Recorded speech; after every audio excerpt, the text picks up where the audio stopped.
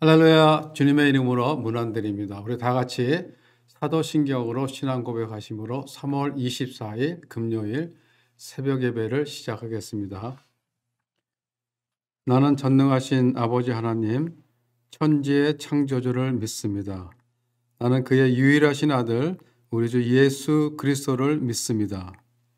그는 성령으로 잉태되어 동정녀 마리아에게서 나시고 본디오 빌라도에게 고난을 받아 십자가에 못 박혀 죽으시고 장사된 지 사흘 만에 죽은 자 가운데서 다시 살아나셨으며 하늘에 오르시어 전능하신 아버지 하나님 우편에 앉아 계시다가 거기로부터 살아있는 자와 죽은 자를 심판하러 오십니다. 나는 성령을 믿으며 거룩한 공교회와 성도의 교제와 죄를 용서받는 것과 몸의 부활과 영생을 믿습니다. 아멘. 하나님 감사합니다. 오늘도 저희들에게 귀한 생명 주시고 또 이 아침 말씀 앞으로 나오게 하여 주신 주님의 은혜에 감사를 드립니다. 이 예배 자리로 나온 저희들의 심령을 충만케 하여 주셔서 예배 가운데 함께 하시는 주의 임재를 경험하는 귀한 시간이 될 수 있도록 아버지께서 인도하여 주시옵소서. 저희들 오늘 하루도 살아갈 때 공급해 주시는 주님의 은혜와 사랑 가운데 살게 하시고 가정에서나 일터에서나 우리가 어디서 무엇을 하든지 주님의 자녀로서 부르심에 합당한 삶을 살게 하여 주시옵소서. 우리 성교시는 성도님들의 가정 축복해 주시고 하나님의 은혜 가운데 늘 감사와 찬양이 넘쳐나는 각 가정들이 되게 하여 주시옵소서. 오늘 주신 말씀을 함께 나누고자 합니다. 이 말씀 우리가 함께 나누고 묵상할 때 은혜가 넘치는 귀한 시간이 될 수 있도록 아버지께서 인도하여 주시옵소서. 감사드리며 예수님 이름으로 기도드리옵나이다. 아멘. 오늘 우리에게 주신 하나님의 말씀은 사사기 2장 6절부터 15절 말씀입니다. 사사기 2장 6절부터 15절까지 찾으셨으면 제가 봉독해 드리겠습니다. 여호수아가 모인 백성을 흩어보낸 뒤에 이스라엘 자손은 각각 자기가 유산으로 받은 땅으로 가서 그 땅을 차지하였다. 온 백성은 여호수아가 살아있는 동안 주님을 잘 섬겼다. 그들은 여호수아가 죽은 뒤에도 주님께서 이스라엘에게 베푸신 큰 일을 모두 눈으로 직접 본 장로들이 살아있는 동안에는 주님을 잘 섬겼다. 주님의 종인 눈의 아들 여호수아는 110살에 죽었다. 그래야 그들은 그가 유산으로 받은 땅의 경계선 안 에브라임 산간 지방인 가스산 북쪽 딥낫 헤레스에 그를 묻었다. 그리고 그 세대 사람들도 모두 죽어 조상들에게로 돌아갔다. 그들이 죽은 뒤에 새로운 세대가 일어났는데 그들은 주님을 알지 못하고 주님께서 이스라엘을 돌보신 일도 알지 못하였다. 이스라엘 자손이 바알 신들을 섬기어 주님께서 보시기에 악한 행동을 일삼았으며 이집트 땅에서 그들을 이끌어내신 주 조상의 하나님을 저버리고 주위의 백성들이 섬기는 다른 신들을 따르며 경배하여 주님을 진노하시게 하였다. 그들은 이렇게 주님을 저버리고 바알과 아스타롯을 섬겼다. 그러므로 주님께서 이스라엘 백성에게 크게 분노하셔서 그들을 약탈자의 손에 넘겨주셨으므로 약탈자들이 그들을 약탈하였다. 또 주님께서는 그들을 주위의 원수들에게 팔아 넘기셨으므로 그들이 다시는 원수들을 당해낼 수가 없었다. 그들이 싸우러 나갈 때마다 주님께서 그들에게 말씀하시고 맹세하신 대로 주님께서 손으로 그들을 쳐서 재앙을 내리셨으므로 그들은 무척 괴로웠다. 아멘. 주신 말씀 다시 한번 천천히 읽으신 후 개인적으로 묵상의 시간을 가지시길 바라겠습니다.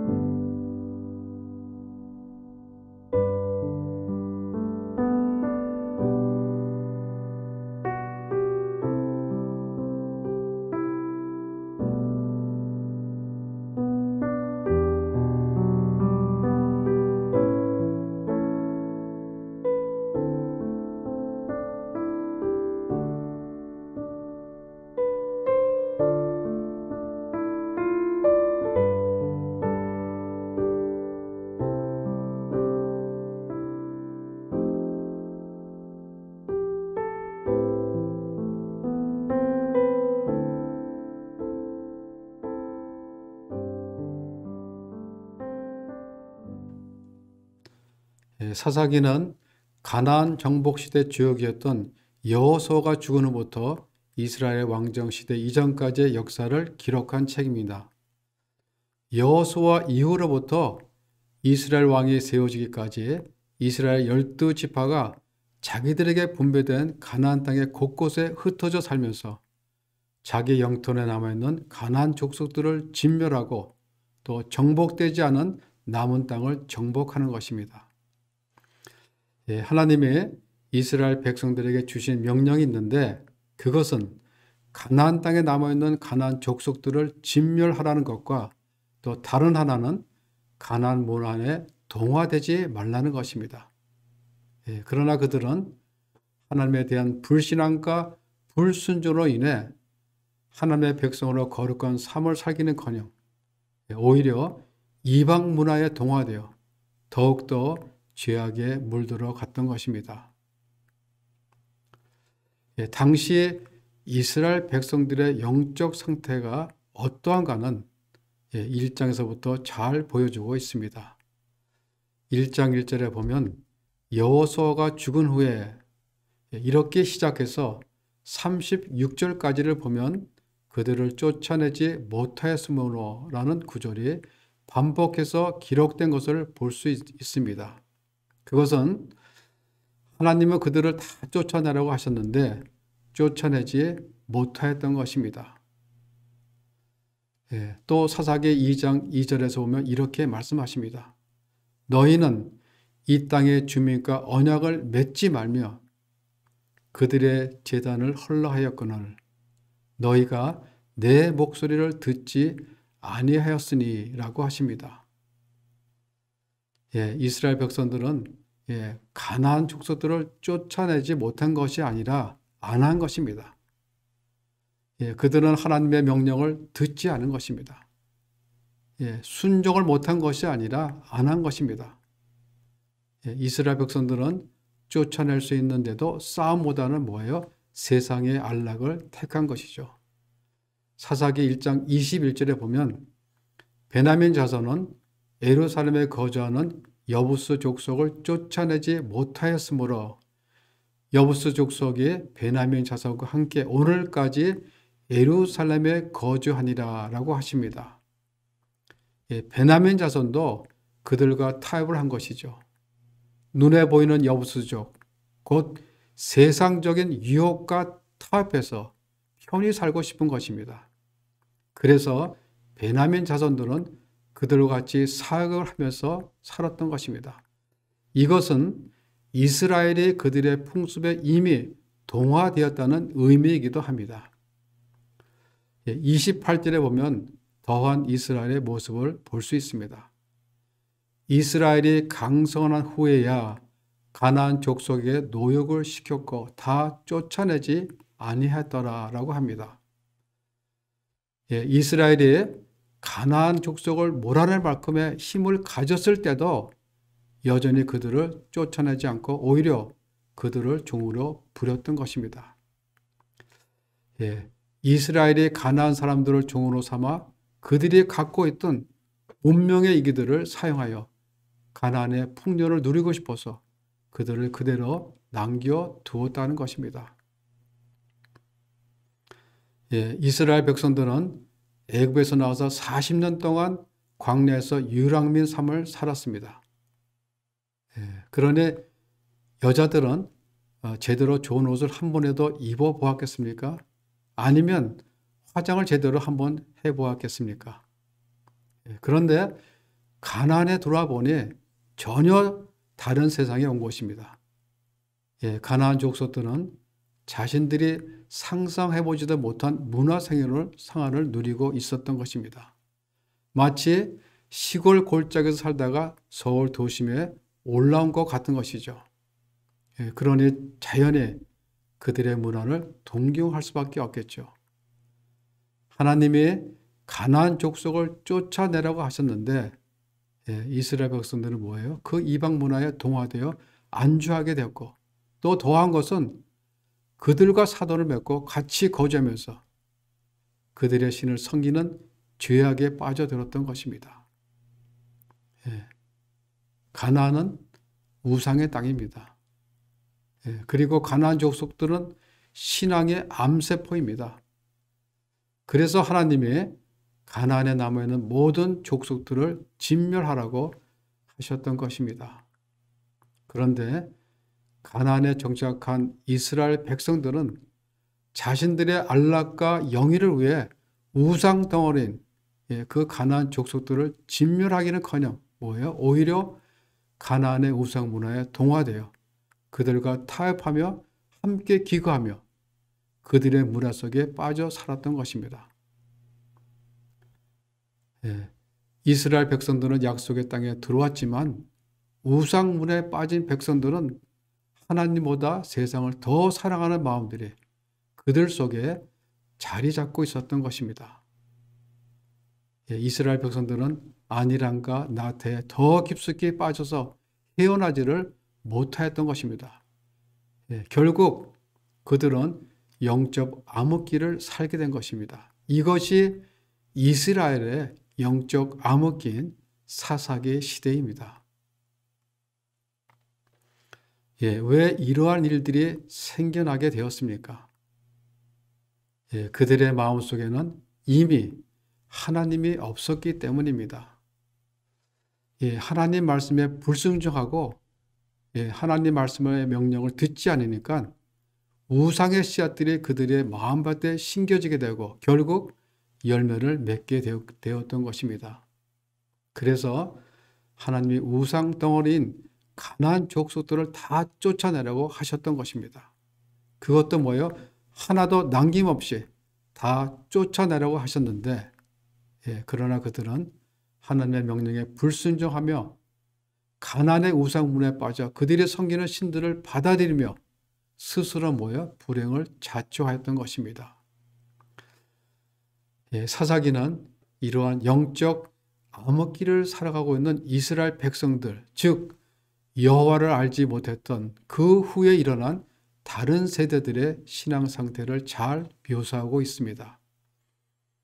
오늘 본문 7절에 보시면 백성들이 여호수아가 사는 날 동안과 여호수아 뒤에 생존한 장로들 곧 여호와께서 이스라엘을 위하여 행하신 모든 큰 일을 본 자들이 사는 날 동안에 여호와를 섬겼더라라고 합니다.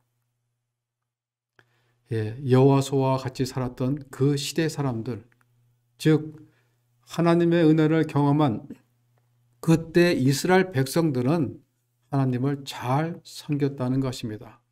그러나 우리가 10절에 보면 그 세대의 사람도 다 그 조상들에게 돌아갔고라고 합니다. 즉 하나님의 역사를 체험했던 그 기적의 현장에 함께했던 사람들은 모두가 다 죽었다는 것입니다. 그래서 그 후에 일어난 세대들은 어떠하였다고 합니까?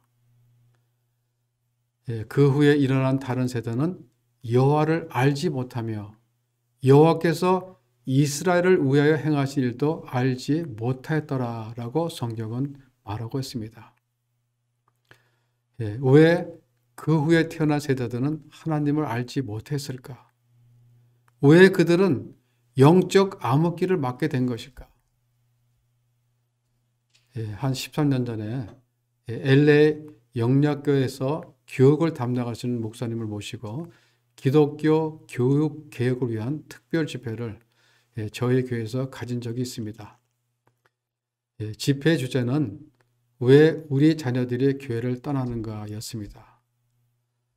왜 우리의 자녀들이 하나님에게서 멀어져 가나 그 이유를 몇 가지 말씀하셨는데 그 중에 하나가 가정에서의 영적 결여라는 것입니다. 다시 말하면 가정에서 우리 부모님들이 진실하고 신실한 그런 신앙의 참모습을 잘 보여주지 못하고 있다는 것입니다. 그러시면서 자녀들의 영적 교육에 목숨을 걸라 자녀들을 위해 시간을 투자하라라고 말씀하셨습니다. 우리의 자녀들에게 신앙 교육이 실시되어야 할 것이 먼저 가정이라는 것입니다. 우리의 자녀들이 하나님을 알도록 가르쳐주고 또 자신들이 경험한 하나님, 우리가 가나다 땅에 이민 와서 어떻게 살았으며 그 가운데 하나님이 어떻게 역사하셨는지를 보여주는 곳이 가정이고 바로 우리 부모님들이라는 거죠. 신명기 6장 4절에 보면 우리 하나님 여호와는 오직 유일하신 여호와시니 너는 마음을 다하고 뜻을 다하고 힘을 다하여 네 하나님 여호와를 사랑하라. 그렇게 말씀하시면서 이 말씀을 너는 마음에 새기라 라고 하십니다. 그리고 그 다음에 어떻게 하라고 한다요? 7절에 보면 내 자녀에게 부지런히 가르치라. 내 자녀에게 부지런히 가르치라고 했습니다. 그리고 집에 앉았을 때든지 길을 갈 때든지 누워 있을 때든지 일어날 때든지 이 말씀을 강론하라고 하십니다. 이 말은 기회가 있을 때 가르치라는 것이 아니라 어떤 상황과 어떤 환경에 처해 있든지 부지런히 가르치라는 것입니다. 즉 자녀들의 신앙 교육을 위해서 시간을 투자하는 것이죠. 우리 부모님들이 할 것 다 하고 시간이 없다고 하면 아무것도 하지를 못합니다. 자녀들의 신앙 교육을 위해서 시간을 투자하려면 우리 부모님들의 희생과 헌신이 필요한 거죠. 신명기는 모세의 유언적 설교 3편을 묶어놓은 책인데 이스라엘 백성들이 가나안 땅에 들어가서 이렇게 살아야 한다는 설교의 말씀입니다. 그중 제일 중요하게 생각하는 첫 번째 설교가 바로 신명기 6장의 말씀입니다. 이 말씀은 유대 민족이 수천 년 동안 자신들의 신앙을 후손들에게 전해온 핵심이 되는 말씀입니다. 하나님을 사랑하라는 계명의 말씀은 유대인들이 날마다 낭송하는 신앙 고백으로 삼았습니다. 유대인들은 이 말씀을 근거로 자녀들에게 신앙 교육을 시켰으며 자신들의 신앙의 유산을 지금까지 자녀들에게 물려주는 데 성공한 것입니다. 성경에 보면 대조적인 두 가정의 이야기가 나옵니다. 사무엘서에 나오는 한나의 가정과 제사장 엘리의 가정입니다. 이스라엘의 선지자로 부름받은 사무엘 뒤에는 기도의 어머니 한나가 있었습니다. 한나는 사무엘을 태중에 갖기 전부터 기도했으며 임신 중에도 그리고 사무엘을 낳은 후에도 사무엘이 하나님 앞에 신실한 하나님의 종으로 자라기를 끊임없이 기도했던 것입니다. 어머니 한나에게 사무엘은 하나님의 소유였기 때문에 모든 양육 과정에서 하나님의 뜻을 구하며 하나님의 뜻을 따랐습니다. 결국 사무엘은 하나님과 모든 사람들에게 은총받는 아이로 성장하여 당시 암흑기에 있었던 이스라엘의 선지자로서 제사장으로서의 중요한 역할을 감당하였던 것입니다. 그런데 제사장 엘리의 두 아들은 어떠했습니까? 엘리의 두 아들 홈리와 비느하스는 제사장의 자녀임에도 불구하고 하나님을 알지 못했습니다. 그리고 여호와의 제사를 무시하시며 음행을 일삼는 등 행실이 나빴다라고 성경은 기록하고 있습니다. 아버지인 엘리는 제사장이면서도 어려서부터 행실이 나빴던 두 아들들에게 하나님의 두려움을 가르치지 못했습니다. 결국 자신이 늙어서야 그 아들들의 악행에 대한 소문을 듣고 안타까운 심정으로 훈계를 합니다. 하지만 이미 악행을 습관처럼 일삼는 그들에게 아버지 엘리의 훈계는 더 이상 들리지 않았던 것입니다. 하나님 앞에 범죄하고 하나님의 심판 앞에 놓이는 그런 지경에 이르기까지 아버지 엘리는 두 아들의 악행을 막지를 못했던 것입니다. 결국 엘리의 두 아들들은 제사장의 아들이었지만은 축복을 이어받지 못하고 하나님의 심판을 받아 죽임을 당했던 것입니다. 여호수아 이후에 일어난 세대들도 여호와를 알지 못했다라고 성경은 기록하고 있습니다. 이것이 바로 오늘 본문 10절에 그 후에 일어난 여호와를 알지 못하는 세대에 일어난 비극의 시작이었습니다.